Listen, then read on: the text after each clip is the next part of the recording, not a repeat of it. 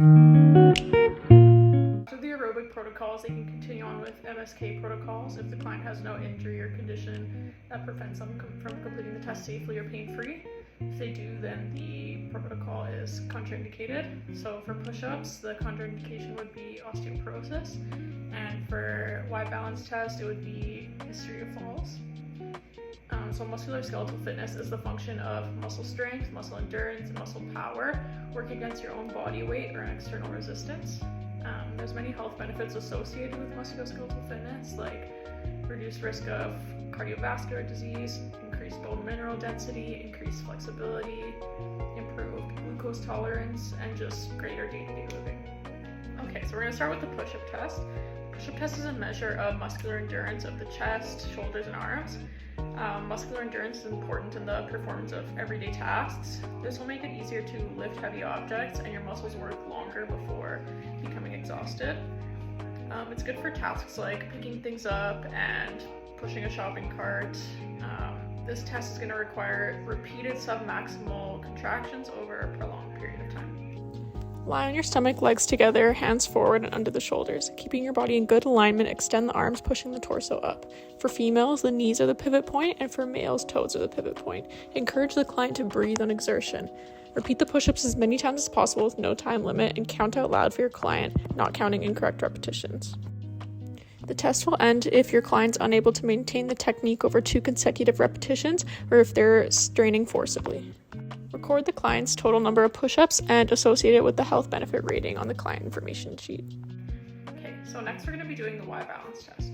This test measures your dynamic balance, which is the ability to maintain an upright position while the center of gravity is moving outside of your supporting base.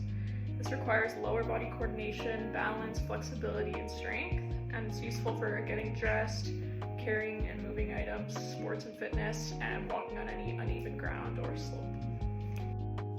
Place fuller tape 1 meter anteriorly and 1 meter long at 135-degree angles, using a goniometer for accuracy.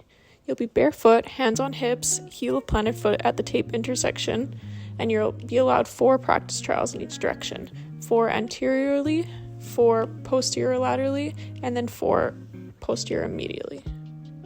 When the test begins, you'll reach forward as far as you can and tap your foot before returning to 2 feet.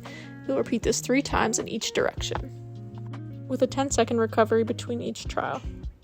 Mark the furthest distance on tape with a marker, switch legs, and use a different colored marker for the other foot, measured to the nearest 0.5 centimeters. The test ends if they can't maintain a single leg stance, if they're heavy-footed or their foot rests on the tape instead of tapping, if they have no contact with the tape, or if they can't maintain control when returning to the start position. We'll average all 3 trials for each leg and for each direction. You can take your combined average reach distance divided by your limb length times 100, and you can compare how good your reach distance is as a percent of your leg length to normative data from Gribble and Hertel for that age and gender for each 3 directions to determine how good your balance is. So with the push-ups, we're able to get your health benefit rating based on your age, sex, and the amount of push-ups you're able to do.